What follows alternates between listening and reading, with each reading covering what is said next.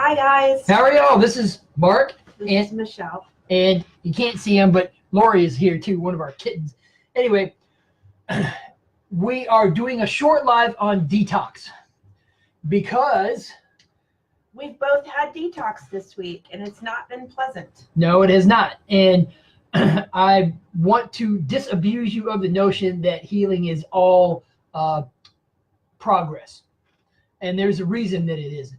Michelle and I did a lot of spiritual healing, emotional healing, and stuff like that before we even started these diets. And the GAPS diet 5.5 years ago, this diet back in January. So, and the whole point of you're going to have setbacks, okay? The setbacks aren't there to make you quit. Right. They're just not. The setbacks are there for you to go, okay, what's going on? What do I need to know? Right? And how do I fix it? All right. Setbacks are there to keep you on the right path. That's actually what they are. They're milestones, right? You can say, sure, you're going to have positive milestones, right? Your emotions are going to come online more. You're going to be more social for those of you who are working through autism-like issues.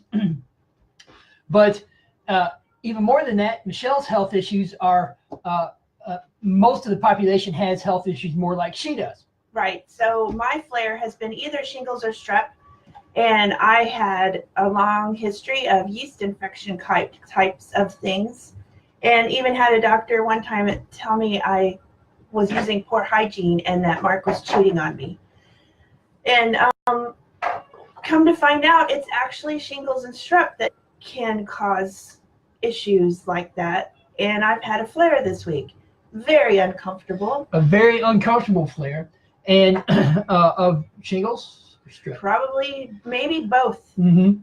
So I've gone back really hardcore on the diet and took out the chickpea flour in case it was strep to see if that was it. But we both did the heavy metal detox smoothie and celery juice for like 5 days in a row a couple weeks ago. Yeah. And that has really thrown us off, which, I mean, that means we're getting better.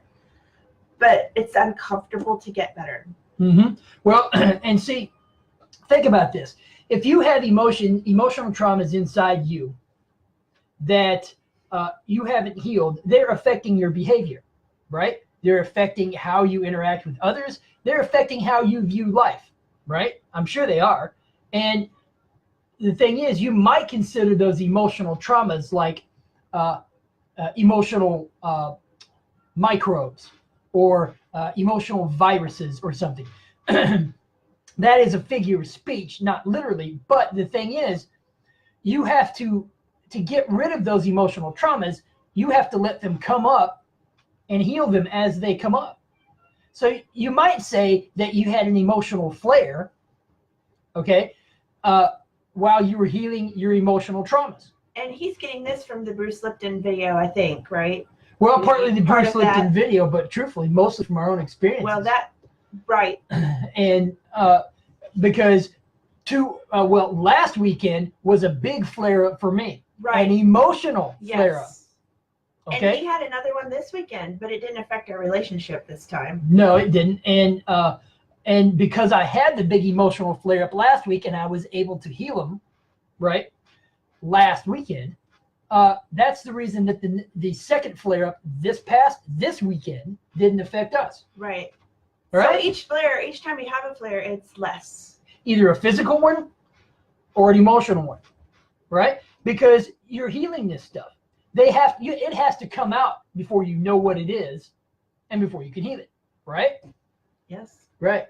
So I mean, I was thinking about the Bruce Lipton video. Why am I having this flare? What kind of thoughts am I having that are creating this? Well, the Bruce Lipton video we'll have to go into in more detail next weekend. Because of an emotional flare up this weekend and issues I had with it, I wasn't able to do the video last night or really this morning. But Bruce Lipton, just to give you a quick overview, was a research biologist, and his particular specialty was cloning stem cells. Okay, stem cells. Quick overview. Stem cells are cells that do not yet have a job in the body. Bruce Lipton calls them embryonic stem cells, but that might have people questioning what that really means. What he's saying, what he means by embryonic is that it's just like any cell in an embryo, because any cell in an embryo can then be told by the master cells of that embryo, here, you need to do this job, right? But that's why I say that stem cells don't yet have a job. They're a generalized cell, right? And so stem cells come along and they do a function in your body, either brains, nerves, skin, kidney, epithelial cells in your intestinal lining and your stomach and that kind of thing, right? So anyway, the whole thing about Bruce Lipton in this is that he realized after all of his research, to break it down, that it wasn't genes controlling the stem cells, right? It was the environment of the stem cells were growing in that controlled the stem cells, what they became, right? Well, he realized that, and this was back in the late 60s when he was doing this, he realized that those stem cells, that the aquarium, because he had to clone these stem cells in culture medium. What that really is a liquid that has all the chemical compounds needed in it for the stem cell to replicate, to duplicate, to clone itself, right? So anyway, he realized that it was the environment that the stem cell grew up in that made the stem cell what it was. Well, as he pointed out, and I kind of knew this from my own biology degree and classes and experience, humans, we're basically a petri dish, a culture dish, just with skin on the outside. And on the inside, the blood is the cultural medium, right? In other words, it's where other cells grow. Whatever those cells are, viruses, bacteria, or all the 50 trillion cells that we need to be replaced every day, they grow in the culture medium that is our blood, right? Bruce Lipton realized that what actually affects the chemical compounds in our blood that the stem cells grow up in is our mind. Now, why? He said because when you get stressed out, you send out stress hormones, cortisol, and other hormones, which I don't know. Adrenaline, that's right. And he said you send those out. Well, so when you fear something, or you're scared of something, or you see something that makes you scared, or whatever, you're sending out all those hormones into your body, into your blood, into the culture medium for those cells. Well, what is it going to do? It's going to depress the growth of those cells. It's going to keep them from being optimal, right? But he said on the opposite side, when you see someone you love, you're sending an oxytocin. Human growth hormone was another one. Don't remember the other. Dopamine. Yeah, there you go. Dopamine. He said, when you do that, he said, hey, viewer, he said, when you do that, you send out positive chemical compounds that allow those cells, stem cells in you, and the rest of you for that matter, to grow to your optimal best. And he says that is what we really need to concentrate on. Thinking good about our health, thinking good and loving thoughts about ourselves. And so we're not just all diet and nutritional advice and this kind of stuff. I mean, we're not doctors, but at the same time, because we're not just all of that, we are some of this, right?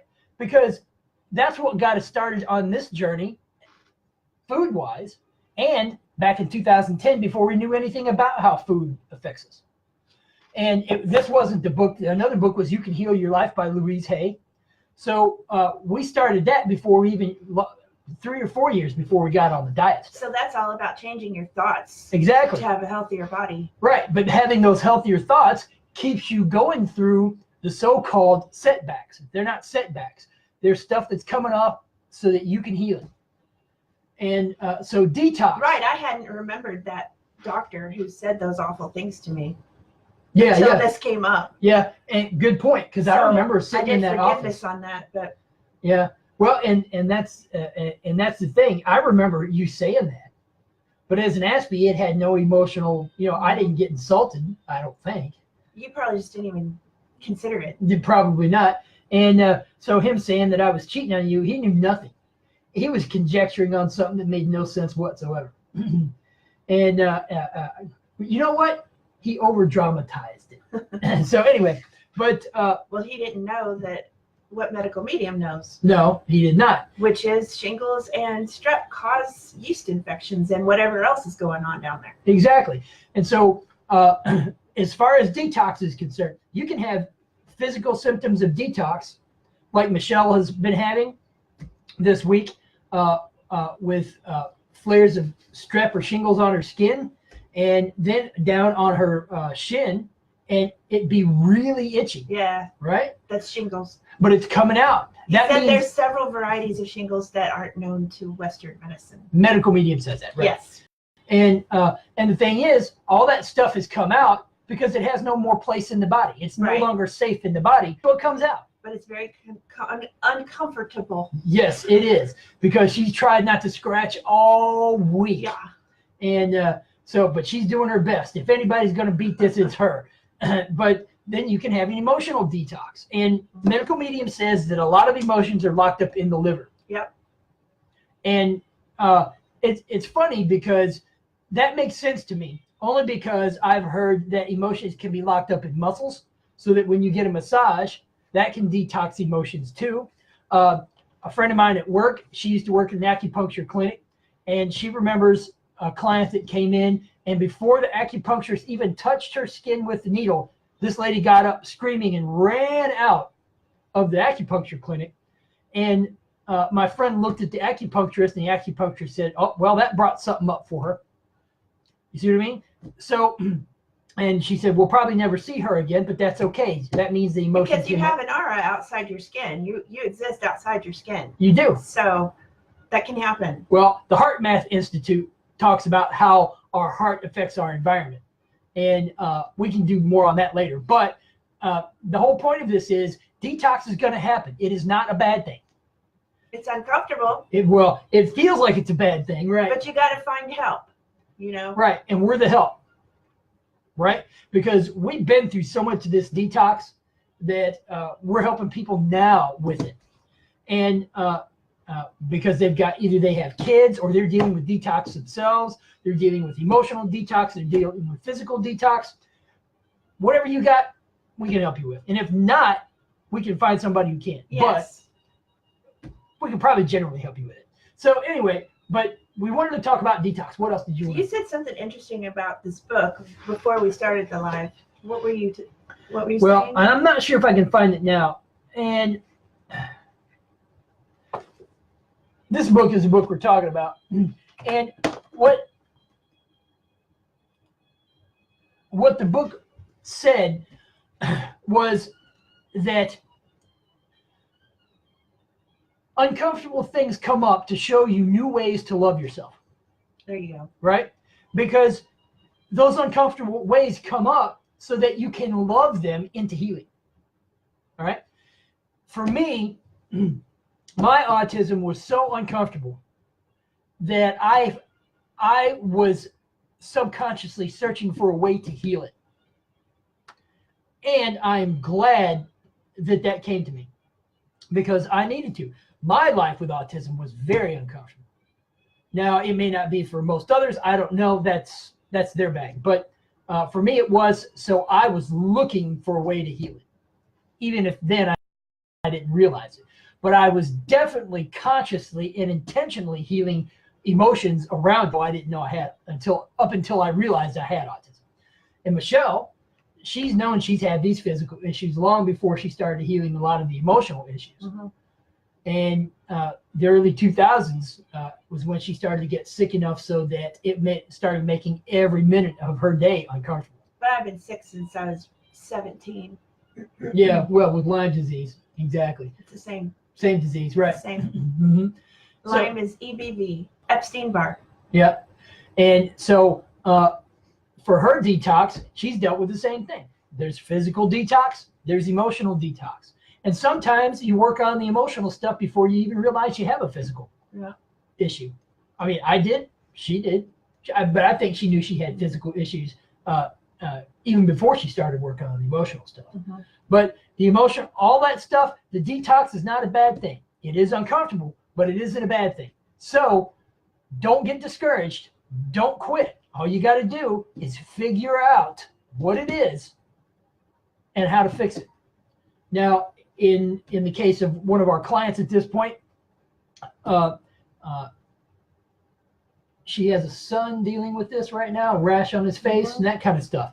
And so the rash on his face is strep, shingles. Either one. It could be either Right. one. And so she'll get to it. Our medical medium says eat oranges. So we told her eat oranges. And I'm eating oranges. Yes, we had an orange mango smoothie this morning, which we generally have every morning. Yes, because I have so much strep, and so does he. He just It just have doesn't as come much out the trouble same as way. me. Yeah, it may come out in other ways. I don't know. But anyway, but that is what we wanted to talk about today. Is there other stuff you want to talk about? No. Anyway, detox. It is fixable, and it is meant for you to get through it and not give up. All right? But we'll see you guys next weekend when we'll talk more about Bruce Lipton. Okay. See you later. Bye. Bye-bye.